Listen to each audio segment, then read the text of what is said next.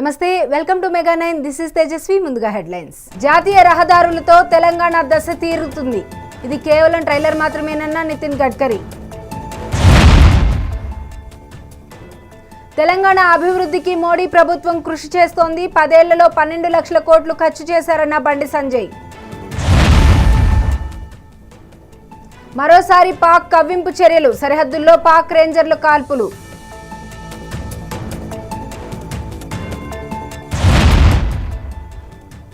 తెలంగాణలో కొనసాగుతున్న అధిక ఉష్ణోగ్రతలు. మే 15 తర్వాత మరింత పెరగనున్న హీట్. డీటెయిల్స్లోకి వెళ్తే తెలంగాణ అభివృద్ధికి సహకరిస్తామన్నారు కేంద్ర మంత్రి నితిన్ గడ్కరీ. ఆదిలాబాద్లో పర్యటించిన ఆయన స్మార్ట్ సిటీ కాదు, స్మార్ట్ విలేజ్లను తీర్చిదిద్దుతామని చెప్పారు. వచ్చే 4 ఏళ్లలో తెలంగాణలో 2 లక్షల కోట్లు ఖర్చు చేస్తామన్నారు. గ్రీన్ ఎనర్జీ కోసం రాబోయే రోజుల్లో 1 లక్ష కోట్లు ఖర్చు చేస్తామని చెప్పారు. గడ్చిరోలి జిల్లాలో అనేక అభివృద్ధి కార్యక్రమాలు చేశామన్నారు. రైతులు ఆత్మహత్యలు చేసుకున్న సందర్భంలో తాము పనిచేశామని చెప్పారు. చీకటి ఉండే చోట వెలుగులు నింపాలన్నారు. రోడ్డు బాగుంటేనే అమెరికా ధనిక దేశమైంది. తెలంగాణలో కూడా రోడ్లు బాగుంటేనే ధనిక రాష్ట్రం అవుతుందన్నారు. American president John F Kennedy ने जो कहा था कि American roads are not good because America is rich, but America is rich because American roads are good. America धनवान है, इसके कारण अमेरिका के रास्ते अच्छे नहीं हुए. तो अमेरिका के रास्ते अच्छे हुए, इसके कारण अमेरिका धनवान हुई. अब तेलंगाना के रास्ते अच्छे करके तेलंगाना की जनता को समृद्ध संपन्न करना और उसका विकास करना, ये कार्य मोदी जी के नेतृत्व में हमारी भारत सरकार यहाँ के राज्य सरकार को सहयोग करके हम निश्चित रूप से पूरा करेंगे. ये विश्वास मैं आप सबको देना चाहता हूं. దేశంలో రోడ్డు, రైల్వే, విమాన కనెక్టివిటీ పెంచడమే లక్ష్యంగా కేంద్ర ప్రభుత్వం పనిచేస్తోందన్నారు కేంద్ర మంత్రి కిషన్ రెడ్డి అన్నారు. ఇవాళ కొమరం భీం ఆసిఫాబాద్ జిల్లాలో కేంద్రం రోడ్డు రవాణా రహదారుల మంత్రి నితిన్ గడ్కరీ పర్యటించారు. జిల్లాలో 3,900 కోట్ల విలువైన అభివృద్ధి పనులకు ఆయన శంకుస్థాపనలు చేశారు. అనంతరం నిర్వహించిన బహిరంగ సభలో కిషన్ రెడ్డి కశ్మీర్ నుంచి కన్యాకుమారి వరకు కనెక్టివిటీ పెంచడమే మోడీ సర్కార్ లక్ష్యమని అన్నారు. నేడు రాష్ట్రంలో జాతీయ రహదారుల విస్తీర్ణం 5,000 కిలోమీటర్లు దాటిందని తెలిపారు. జాతీయ రహదారుల విస్తరణతో రోడ్డు ప్రమాదాలు కూడా గణనీయంగా తగ్గాయని, ప్రమాణ సమయం బాగా తగ్గిందని పేర్కొన్నారు. పనిచేస్తున్నటువంటి విషయాన్ని మనం చూస్తున్నాను. ఈ రోజు దేశంలో నరేంద్ర మోడీ గారి ప్రభుత్వము అది రోడ్డు కనెక్టివిటీ కానీ, అది రైల్ కనెక్టివిటీ కానీ, అది విమానాల కనెక్టివిటీ కానీ, అది వాటర్ వే కనెక్టివిటీ కానీ ఈరోజు కేంద్ర ప్రభుత్వము అంకిత భావంతో పనిచేస్తున్నటువంటి విషయాన్ని ఈ సందర్భంగా మనయేస్తున్నాను. అంతేకాకుండా ఈరోజు మీ అందరి కోరేదొకటే, మన తెలంగాణ రాష్ట్రంలో అనేక రకాల అభివృద్ధి కార్యక్రమాలు, అది ఇండస్ట్రియల్ సంబంధించినటువంటి స్మార్ట్ సిటీగా ఆదిలాబాద్ జిల్లాలో, మన జహీరాబాద్ జిల్లాలో ఏర్పాటు చేయడం జరిగింది. దేశవ్యాప్తంగా 7 మెగా టెక్స్టైల్ పార్కులు వస్తే మన తెలంగాణకు వరంగల్కు ఒకటి ఇవ్వడం జరిగింది. కాజీపేటలో 800 కోట్ల రూపాయలతోటి railway coach factory, RMU rail manufacturing unit మంజూరు చేయడం జరిగింది. అదేవిధంగా ఈరోజు రామగుండంలో ఎన్టీపీసీ ఆధ్వర్యంలో 12,000 కోట్ల రూపాయలతో 800 మెగావాట్ల పవర్ ప్రాజెక్టు ఈరోజు జాతికి అంకితం చేసిన విషయాన్ని సందర్భంగా మనయేస్తున్నాను. అదేవిధంగా 442 కోట్ల రూపాయలతో మన రామగుండంలో 100 మెగావాట్ల సోలార్ పవర్ ప్లాంట్ ఏర్పాటు చేసినటువంటి విషయాన్ని సందర్భంగా మనయేస్తున్నాను. 6,335 కోట్ల రూపాయలతో మన రామగుండంలో తెలంగాణ రైతుల కోసం మరి యూరియా పరిశ్రమ పెట్టి ఈరోజు మరి యూరియా ఉత్పత్తి చేస్తున్నటువంటి విషయాన్ని ఈ సందర్భంగా మనయేస్తున్నాను. నా 30 ఏళ్ల రాజకీయ జీవితంలో నితిన్ గడ్కరీ లాంటి నాయకుడిని ఎప్పుడూ చూడలేదని మంత్రి కోమటిరెడ్డి అన్నారు. ఏ పని ఉందని వెళ్ళినా 1 నిమిషంలో పని పూర్తి చేసేవాడని మంత్రి కోమటిరెడ్డి వెంకటరెడ్డి కొనియాడారు. रोड का प्रॉब्लम होने दो, कुछ प्रॉब्लम है, 1 मिनट में अपॉइंटमेंट दे के बिठा के काम करने का मिनिस्टर जो ये असेंबली पार्लियामेंट में हाउस के अंदर भी यही बोला थे. मैं आप एक ही रिक्वेस्ट है, गडकरी जैसे बड़ा महान नेता को मैं हैदराबाद में 2 दिन पॉइंट बनूंगा, मगर यहाँ से हमारा तेलंगाना का विजिट करके जो ये फॉरेस्ट एरिया को जो डेवलप करने के वास्ते आ रहे, आपको स्वागत करते हुए मतलब 10 गैप వ్యవసాయ మార్కెట్ అధికారులపై హరీష్ రావు సీరియస్ అయ్యారు. సిద్దిపేట మార్కెట్ యార్డులో వడ్ల కల్లాలను పరిశీలించిన హరీష్ రావు కనీస సౌకర్యాలు లేవని, అధికారులు పట్టించుకోవడం లేదని హరీష్ రావుకు రైతులు తమ ఇబ్బందులను చెప్పుకున్నారు. దీంతో సంబంధిత అధికారులపై ఆగ్రహం వ్యక్తం చేస్తూ వెంటనే సమస్యలను పరిష్కరించాలని ఆదేశించారు. ఇక్కడ మనం ఏడని 4 లారీలు అమాలి లేదు, లారీలు లేవు. ఇక్కడ అమాలి ఇష్యూ జరుగుతుంది సార్. జరుగుతుంది. ఎవరు సాల్వ్ చేయాలి? మార్కెట్ డిఎం ఏం చేస్తుండు? డిఎం మార్కెటింగ్ ఏం చేస్తుండు? ఏమైనా డిఎం మార్కెటింగ్ గడిదిస్తున్నావా? అమాలి సమస్య పరిష్కరించే తెలివి లేదా నీకు? 500 కుప్పలకు 30 మందితో అయితే అదే బండ్లు రాలేదు సార్. బండ్లు రాలేదు. అమాలీస్ కంటిన్యూ చేస్తూనే ఉన్నారు సార్. ఇంకేదైనా అమాలి కావాలన్నా డిఎం మార్కెటింగ్ యాడుందో హైదరాబాద్ లో నీ ఆఫీస్ గిన్నెనా ఇడచ్చి కూర్చోపోతే ఇంతకంటే పెద్ద మార్కెట్ ఏముంది జిల్లాలో? ఇక్కడే ఇక్కడ కూర్చొని పనిచేసే తెలివి లేదా? ఈ అడుగల్లో తడిచింది. ఇప్పుడు ఆమె ఎండ పోసుకోవాలి. ఏడ జాగు ఉంది, సంచులు పెట్టి ఆవాట్లు ఉండే. నువ్వు ఈ సంచులు తీయపోతేవి పోకపోయా ఆమె ఏడు ఎండ పోయాలి. అడుగు ఇంకో తెల్లారి వరకు మొలకలెత్తాయి. ఏం కావాలి? ఎక్కడ మనం ఏడని 4 లారీలు అమాలి లేదు, లారీలు లేవు. ఇక్కడ అమాలి ఇష్యూ జరుగుతుంది సార్. జరుగుతుంది. ఎవరు సాల్వ్ చేయాలి? మార్కెట్ మిస్ వరల్డ్ పోటీల్లో పాల్గొనేందుకు వివిధ దేశాలకు చెందిన కంటెస్టెంట్స్ హైదరాబాద్ చేరుకుంటున్నారు. ఇవాళ పోర్చుగల్, ఘనా, ఐర్లాండ్ దేశాలకు చెందిన ప్రతినిధులు శంషాబాద్ రానున్నారు. వీరికి పూర్తి సంప్రదాయ లాంఛనాలతో స్వాగతం పలికేందుకు పర్యాటక శాఖ ఏర్పాట్లు చేసింది. స్వాగత సత్కారాలతో పాటు భద్రత, వసతికి సంబంధించిన అన్ని ఏర్పాట్లను చేస్తున్నారు. పోర్చుగల్కు చెందిన మారియా అమెలియా ఆంటోనియా, ఘనా నుంచి పోకుహా అడ్డో, ఐర్లాండ్కు చెందిన జాస్మిన్ హైదరాబాద్ చేరుకుంటారు. రాష్ట్రంలో కురిసిన అకాల వర్షాలు తీవ్ర నష్టాన్ని మిగిల్చాయి. చేతికి వచ్చిన ఎన్నో పంటలు దెబ్బతిన్నాయనడంలో రైతులు గగ్గోలు పెడుతున్నారు. అయితే రీజనల్ కోఆర్డినేటర్లు, పార్టీ ముఖ్య నేతలతో భారీ వర్షాలపై మాజీ సీఎం వైఎస్ జగన్ టెలికాన్ఫరెన్స్ నిర్వహించారు. ఈ సందర్భంగా పార్టీ నేతలకు కీలక ఆదేశాలు జారీ చేశారు. అకాల వర్షాలు, ఈదురుగాలుల కారణంగా రాష్ట్రంలో పలుచోట్ల ధాన్యం తడిసిపోవడంతో పాటు అనేక ఉద్యానవన పంటలు తీవ్రంగా దెబ్బతిన్నాయి. అకాల వర్షాలు, ఈదురుగాలుల కారణంగా నష్టపోయిన రైతులను పరామర్శించాలని స్పష్టం చేశారు. పుష్ప 2 రిలీజ్ సందర్భంగా హైదరాబాద్ ఆర్టీసీ క్రాస్ రోడ్లోని సంధ్యా థియేటర్ వద్ద జరిగిన తొక్కిసలాటలో గాయపడిన శ్రీతేజ్ని నిర్మాతలు అల్లు అరవింద్, బన్నీవాసు పరామర్శించారు. గత 4 నెలలుగా ఆసుపత్రిలో చికిత్స పొందుతున్న శ్రీతేజ్ కొద్ది రోజుల క్రితం డిశ్చార్జ్ చేసి ఏషియన్ ట్రాన్స్కేర్ రీహాబిటేషన్ కేంద్రానికి తరలించారు. అక్కడ ట్రీట్మెంట్ తీసుకున్న బాలుడిని అల్లు అరవింద్, బన్నీవాసు కలిసి పరామర్శించారు. శ్రీతేజ్ ఆరోగ్య పరిస్థితిని అడిగి తెలుసుకున్నారు. శ్రీతేజ్ ఆసుపత్రిలో చేరినప్పటి నుంచి అల్లు అరవింద్, బన్నీవాసు అల్లు అరవింద్ ఎప్పటికప్పుడు యోగక్షేమాలు తెలుసుకుంటూనే ఉన్నారు. అతన్ని హాస్పిటల్ ఖర్చులు భరించడంతో పాటు కుటుంబానికి అల్లు అర్జున్, డైరెక్టర్ సుకుమార్, నిర్మాతలు ఆర్థికంగా సాయం చేశారు. శ్రీతేజ్ పూర్తిగా కోలుకొని అందరి పిల్లల్లా స్కూల్కి వెళ్లే వరకు తాము అండగా ఉంటామని, ఆ ఫ్యామిలీని అన్ని విధాలా చూసుకుంటామని భరోసా ఇచ్చారు. ఆడబిడ్డ పెండ్లికి ఆర్థిక సహాయం అందించిన మొట్టమొదటి రాష్ట్రం తెలంగాణ అంటూ మాజీ మంత్రి తలసాని శ్రీనివాస్ యాదవ్ అన్నారు. సికింద్రాబాద్ వెస్ట్ మారేడ్పల్లిలోని ఎమ్మెల్యే కార్యాలయంలో 38 మంది లబ్ధిదారులకు కళ్యాణ లక్ష్మి 13, షాదీ ముబారక్ 25ల క్రింద మంజూరైన ఆర్థిక సహాయం చెక్కులను పంపిణీ చేశారు. ఈ సందర్భంగా ఆడబిడ్డ పెండ్లి చేయడం కోసం పేద, మధ్యతరగతి కుటుంబాలు ఇబ్బందులు పడుతున్నారన్నారు. తల్లిదండ్రులు ఆర్థికంగా పడుతున్న ఇబ్బందులను దృష్టిలో ఉంచుకొని మాజీ సీఎం కేసీఆర్ ₹1,00,000 116 చొప్పున ఆర్థిక సహాయం అందించే ఈ కార్యక్రమంకు శ్రీకారం చుట్టారని తెలిపారు. అనంతపురం జిల్లా వ్యాప్తంగా ప్రైవేట్, కార్పొరేట్ విద్యా సంస్థల్లో ముందస్తు అడ్మిషన్లు, ఫీజులు దోపిడీ అరికట్టాలని కుల్లాయి స్వామి అన్నారు. ఏఐఎస్ఎఫ్ ఆధ్వర్యంలో డీఈఓ కార్యాలయం దగ్గర ధర్నా కార్యక్రమం నిర్వహించారు. ఈ సందర్భంగా ఏఐఎస్ఎఫ్ అనంతపురం జిల్లా ప్రధాన కార్యదర్శి కుల్లాయి స్వామి పాల్గొన్నారు. ఈ సందర్భంగా ముందస్తు అడ్మిషన్లు చేస్తున్న కార్పొరేట్ విద్యా సంస్థలు సీజ్ చేయాలని మండిపడ్డారు. విద్యా సంవత్సరం ప్రారంభం కాకముందే ముందస్తు అడ్మిషన్లు చేస్తూ ₹1,00,000 దండుకుంటున్నారని మండిపడ్డారు. 1వ తరగతికి ₹70,000 నుంచి ₹1,00,000 వరకు వసూలు చేస్తున్నారని కుల్లాయి స్వామి పేర్కొన్నారు. పాటించకుండా అనంతపురం జిల్లాలో కార్పొరేట్, ప్రైవేట్ విద్యా సంస్థలు ఒక మాఫియాకు తెరలేపారు. మరి విద్యా సంవత్సరం ప్రారంభం కాక మునిపే ముందస్తుగా ఈ నెలలో అడ్మిషన్ చేసుకుంటే మీకు ఒక ఫీజు, జూన్లో చేసుకుంటే ఒక ఫీజు అని చెప్పేసి ఇవాళ విద్యార్థుల తల్లిదండ్రులకు మాయ మాటలు చెప్పి ముందస్తుగా అడ్మిషన్లు నిర్వహిస్తున్నారు. ప్రభుత్వ నిబంధనలు పాటించకుండా ముందస్తు అడ్మిషన్లు చేస్తున్నటువంటి విద్యా సంస్థలపైన చర్యలు తీసుకోవాలా. అదేవిధంగా ఇవాళ 1వ తరగతికి 50,000 రూపాయల నుంచి లక్షల రూపాయల వరకు ఫీజు వసూలు చేస్తున్నటువంటి విద్యా సంస్థలపైన చర్యలు తీసుకోవాలని చెప్పి మేము డిమాండ్ చేస్తున్నాం. మరి ప్రధానంగా ఈ జిల్లాలో ప్రభుత్వ నిబంధనలు పాటించకుండా, అనుమతులు లేకుండా ఒక బ్రాంచ్ కు పర్మిషన్ తీసుకుని 6-7 బ్రాంచులు నడుపుతున్నటువంటి విద్యా సంస్థలపైన చర్యలు తీసుకోవాలని చెప్పి ఏఎస్ఎఫ్ గా డిమాండ్ చేస్తున్నాం. మరి ప్రధానంగా ఇవాళ విద్యా సంస్థల పేరుతో ముద్రించేటువంటి పుస్తకాలను ఇవాళ 5,000 రూపాయలు విలువ చేసేటువంటి పుస్తకాలు కాకపోయినప్పటికీ కూడా ఇవాళ 9,000 రూపాయల నుంచి 20,000 రూపాయల వరకు వాళ్ళ పుస్తకాల వ్యాపారం కూడా చేస్తాడు. పుస్తకాలతో పాటు షూ కావచ్చు, యూనిఫామ్ కావచ్చు, టై కావచ్చు, బెల్ట్ కావచ్చు, అన్ని కూడా మా విద్యా సంస్థలనే కొనుగోలు చేయాలని చెప్పేసి ఇవాళ విద్యార్థుల తల్లిదండ్రులకు హుకం జారీ చేస్తారు.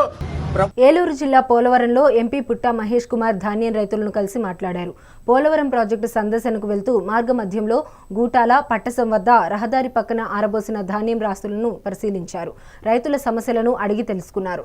ధాన్యం కొనుగోలు ప్రక్రియ అధికారులు నిలిపివేయడం వల్ల ఇబ్బందులు పడుతున్నామని రైతులు ఆవేదన వ్యక్తం చేశారు. తక్షణం స్పందించిన MP Putta Mahesh Kumar joint collector ధాత్రిరెడ్డికి ఫోన్ చేసి రైతుల సమస్యలను వివరించారు.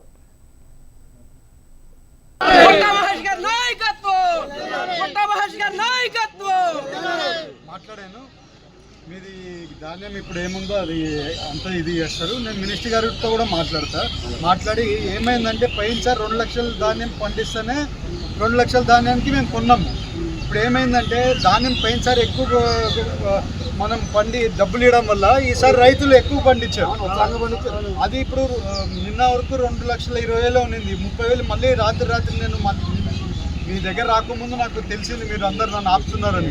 నేను కలెక్టర్తో పొద్దున రాత్రే మాట్లాడితే సార్ ఇంకొక 30,000 తీసుకుంటున్నామంటే అది దాంట్లో పోలవరం వాళ్ళది కూడా కొంచెం యాడ్ చేసి అంతా తీసుకోమని చెప్పారు. నేను తీసుకుంటారు. సికింద్రాబాద్ వారాసిగూడ పోలీస్ స్టేషన్ పరిధిలో 2 రోజుల క్రిందట జరిగిన చోరీ కేసును పోలీసులు ఛేదించారు.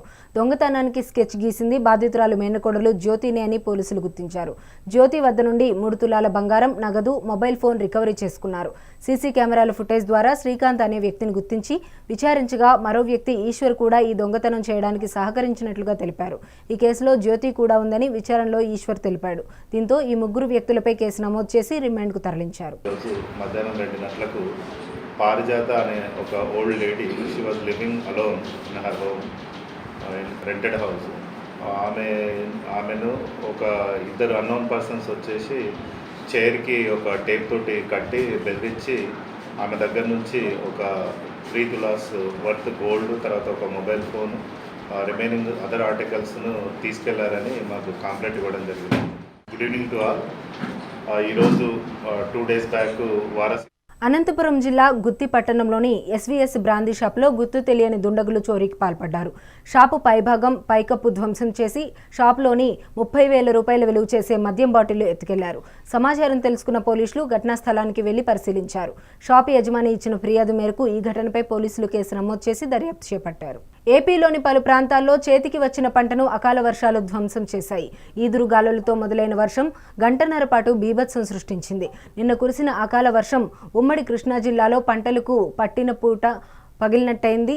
చేతికి వచ్చే పరిస్థితిలో ఉన్న పంటలు ఒక్కసారిగా వానకు గురై రైతుల కళలను కరిగింపజేశాయి. మొక్కజొన్న, మామిడి, వరి పంటలు పెద్ద ఎత్తున దెబ్బతిన్నాయి. పంటలను ఎండబెట్టి మార్కెట్కు తరలించేందుకు సిద్ధంగా ఉన్న రైతుల ఆశలపై వర్షం నీళ్లు చల్లింది. కళ్లంలో కాట వేసిన ధాన్యాన్ని అధికారులు అప్పటి వరకు తీసుకుపోవడంతో ఆ ధాన్యం పూర్తిగా తడిసిపోయింది. ఇప్పటికే నష్టపోయిన రైతులకు ఇప్పుడు తడిసిన ధాన్యాన్ని మరో చోటుకి తరలించే ట్రాన్స్పోర్ట్ ఛార్జీలు, కూలీల వ్యయాలు కూడా భారంగా మారాయి. ఇప్పటి వరకు ఒక్క అధికారి కూడా వచ్చి మా పరిస్థితి చూడలేదు.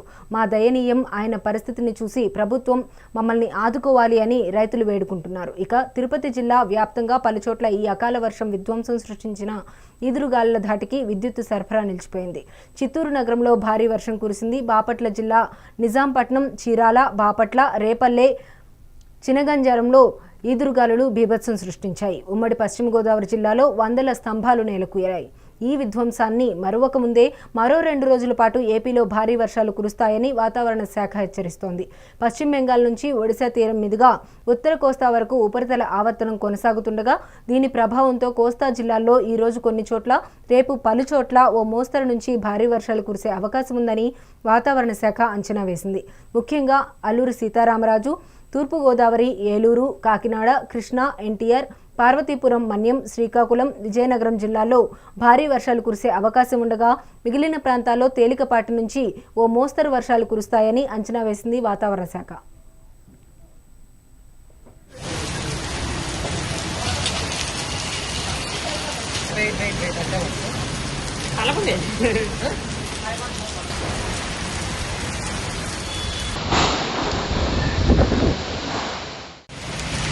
ఓ మహిళ బస్సుకు అడ్డంగా నిలబడి హంగామా చేసింది.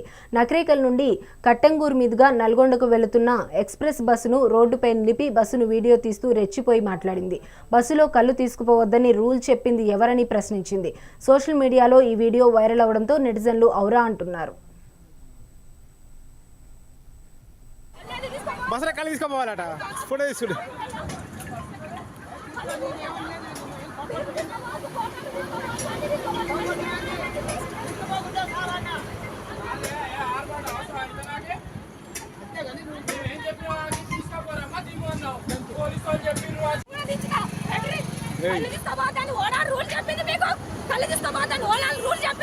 బైసారం లోయలో ఉగ్రవాదుల కాల్పులకు సంబంధించి సంచలన విషయాలు వెలుగులోకి వస్తున్నాయి.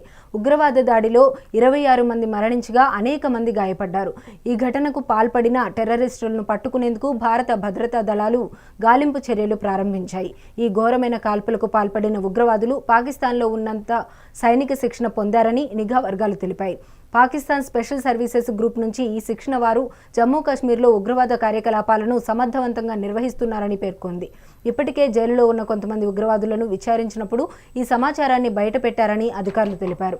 పహల్గామ్ దాడిలో పాల్గొన్న 3 ఉగ్రవాదుల్లో ఒకరైన హషీం ముసా గతంలో పాకిస్తాన్ స్పెషల్ సర్వీస్ గ్రూప్లో పారా కమాండోగా పనిచేశాడు. తర్వాత అతను లష్కరే తోయిబాలో చేరాడు. ఇక అప్పటి నుంచి అనేక ఉగ్రవాద దాడులకు పాల్పడుతున్నాడు. అయితే 2023లో భారతదేశంలోకి ప్రవేశించినట్లు తెలిసింది. అప్పటి నుంచి అతను జమ్మూ కాశ్మీర్ అంతటా జరిగిన 6 ఉగ్రవాద దాడుల్లో పాల్గొన్నట్లు తేలింది. గత ఏడాది అక్టోబర్లో గండేర్బల్ జిల్లాలో జరిగిన దాడిలో 7, బారాముల్లాలో జరిగిన దాడిలో 4 భద్రతా సిబ్బంది మరణించారు. కృష్ణా బేసిన్లోని 4 రాష్ట్రాల జల వివాద పరిష్కారానికి కేంద్ర జలశక్తి వనరుల శాఖ సిద్ధమవుతోంది. మే 7న ఢిల్లీలో జరగబోయే కృష్ణా ట్రిబ్యునల్ 2 తుది తీర్పు గెజిట్ విడుదలకు ఆయా రాష్ట్రాల అభిప్రాయ సేకరణ జరపనుంది. కృష్ణా నది పరివాహకంలో ఉన్న కర్ణాటక, మహారాష్ట్ర, ఏపీ, తెలంగాణ జల వివాదాలకు సంబంధించి మరింత సమాచారం మా ప్రతినిధి వెంకటరెడ్డి నల్గొండ ఉదయ సముద్రం వద్ద నుండి అందిస్తారు. లో పుట్టిన కృష్ణానది ఆల్మట్టి, నారాయణపూర్, జూరాల, శ్రీశైలం, నాగార్జున సాగర్ ప్రాజెక్టుల ద్వారా ఇక 4 రాష్ట్రాల్లో కూడా వ్యవసాయానికి, తాగునీటికి నీరు అందిస్తోంది.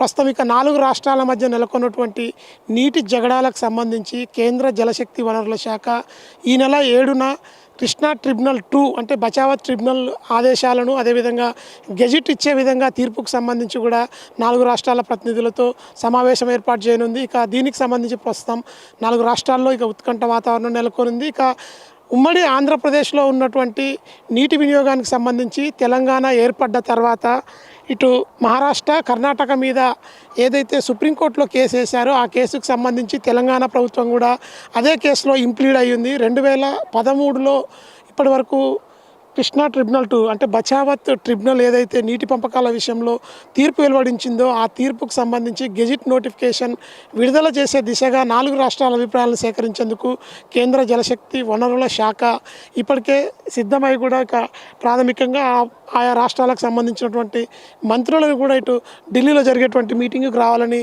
ఇక సమాచారం అయితే ఇచ్చింది. ఈ నేపథ్యంలో మొత్తం ఇటు 2 తెలుగు రాష్ట్రాల మధ్య నెలకొన్నటువంటి జల వివాదం కావచ్చు, ఇటు ఆల్మట్టి డ్యామ్ని 519 ఫీట్ల నుంచి 524 ఫీట్లకు పెంచితే ఇక కోయల్ ప్రాజెక్టులో 92 టీఎంసీల నీటిని ఎక్కువగా వినియోగిస్తారంటూ కూడా ఉమ్మడి ఆంధ్రప్రదేశ్ ప్రభుత్వం సుప్రీంకోర్టును ఆశ్రయించిన నేపథ్యంలోనే ప్రస్తుతం తెలంగాణ ప్రభుత్వం కూడా ఇంప్లీడ్ అయినటువంటి ఆ కేసులో ఎలాంటి తీర్పు వెలువడనుంది, రాబోయే రోజుల్లో ఇక జల వివాదాలకు సంబంధించి ఏం జరగబోతుంది అనే ఉత్కంఠ అయితే ఇటు ఆంధ్రప్రదేశ్, తెలంగాణతో పాటు కర్ణాటక, మహారాష్ట్రాల్లో కూడా ప్రస్తుతం అయితే నెలకొని ఉందని చెప్పొచ్చు.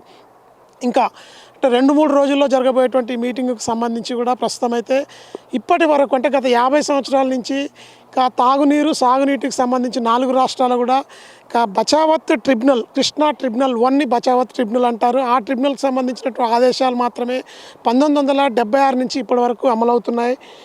కృష్ణా ట్రిబ్యునల్ 1 ఆదేశాల ప్రకారంగా ఇటు కృష్ణా నదిని బేసిన్లో దొరుకుతున్నటువంటి నీటి లభ్యత ఆధారంగా 75% నీటి లభ్యత ఉందంటూ కూడా కృష్ణా ట్రిబ్యునల్ 1 ఇక ఆదేశాలు ఇచ్చింది 1976లో. ఆ ట్రిబ్యునల్ ఆదేశాల మేరకు కర్ణాటకకు ఇక 560 టీఎంసీలు, అదేవిధంగా మహారాష్ట్రకు ఇక 700 టీఎంసీలతో పాటు ఇక తెలంగాణలో ఆంధ్రప్రదేశ్కి మొత్తం కూడా 800 టీఎంసీలు, రీస్టోరేషన్ కింద వచ్చినటువంటి 11 టీఎంసీలు కలిపి 811 టీఎంసీలు ఉమ్మడి ఆంధ్రప్రదేశ్ వాడుకునే విధంగా ఇటు ఇప్పటివరకు అయితే కృష్ణా ట్రిబ్యునల్ 1 ఆదేశాలు ఇచ్చింది. 50 సంవత్సరాల నుంచి కూడా అదే కొనసాగుతుండగా 2013లో కృష్ణా ట్రిబ్యునల్ 2 అంటే బచావత్ ట్రిబ్యునల్ ఏర్పాటు చేసి కృష్ణానది ఇక కృష్ణపట్టె ప్రాంతంలో ఎంత నీరు లభ్యత ఉందనే ఆధారంగా లెక్కలైతే తీశారు. ఆ లెక్కల ప్రకారంగా మొత్తం కృష్ణా బేసిన్లో 2578 టీఎంసీల నీరు అందుబాటులో ఉందంటూ కూడా 65 సంవత్సరాల ప్రాతిపాదికన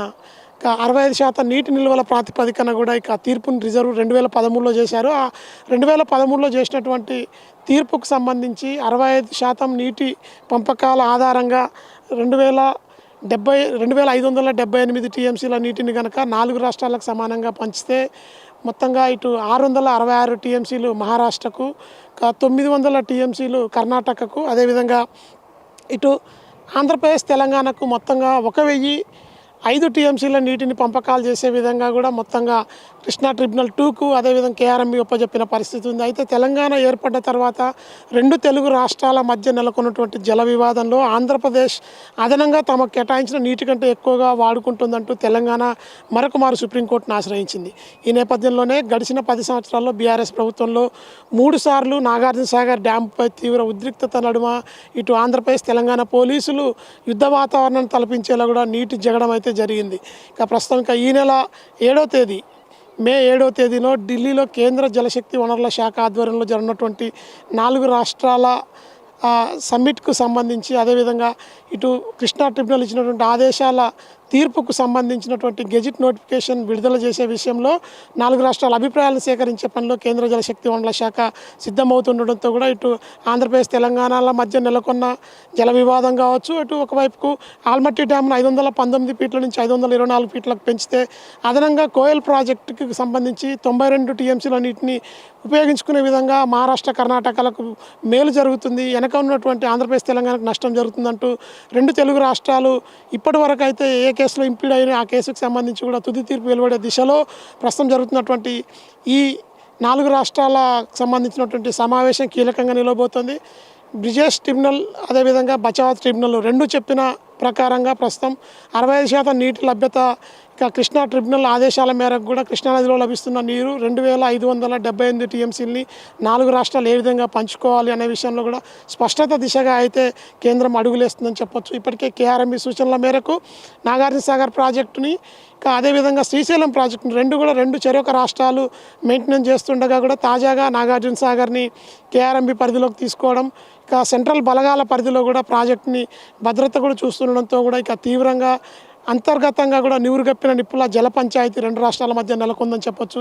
ఈ నెల 7న ఇక కృష్ణా ట్రిబ్యునల్ 2 బచావత్ ట్రిబ్యునల్ ఏదైతే చెప్పిందో ఆ వెలువడినటువంటి తీర్పుకు గెజిట్ ప్రచురిస్తారా, గెజిట్ ప్రచురించే విషయంలో 4 రాష్ట్రాల అభిప్రాయాలను తీసుకోనున్న నేపథ్యంలో తీవ్ర ఉత్కంఠ అయితే జల వివాదానికి సంబంధించి కొనసాగుతుంది.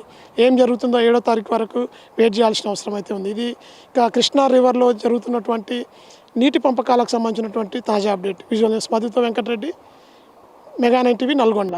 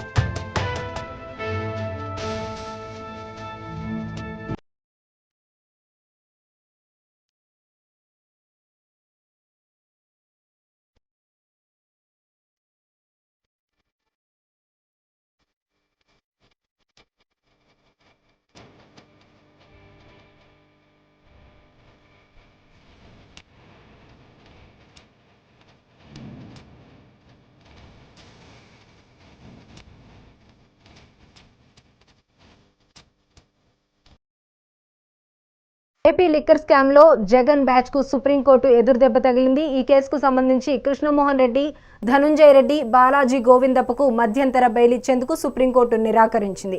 ఈ నెల 7న ఏపీ హైకోర్టులో విచారణ ఉన్నందున జోక్యం చేసుకోబోమని ధర్మాసనం స్పష్టం చేసింది. ముగ్గురిని అరెస్ట్ చేయాలనుకుంటే చేయవచ్చని చెబుతూ తదుపరి విచారణను సుప్రీంకోర్టు ఈ నెల 8కి వాయిదా వేసింది.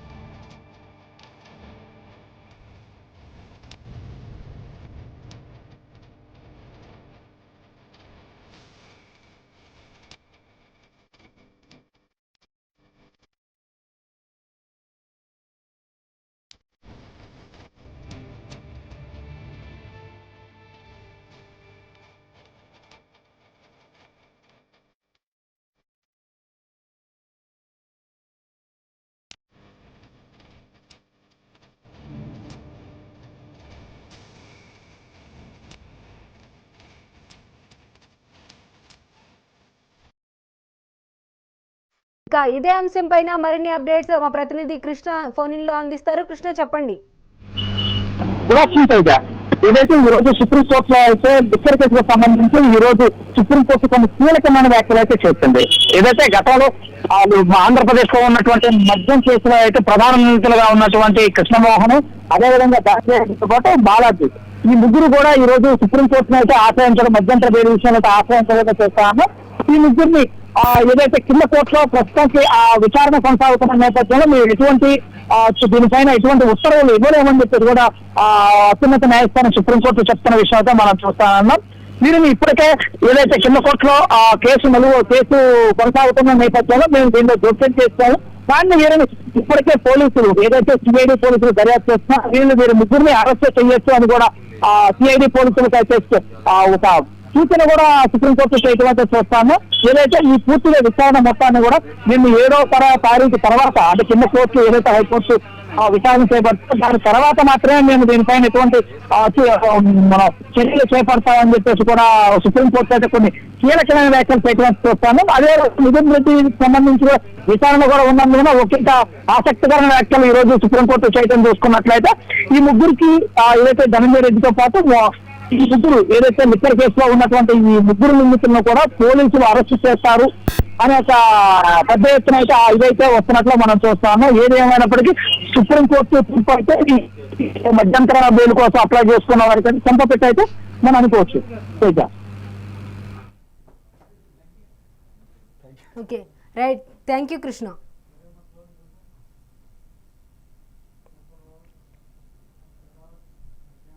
ఇవి ఇప్పటి వరకు ఉన్న అప్డేట్స్. Keep watching mega 9.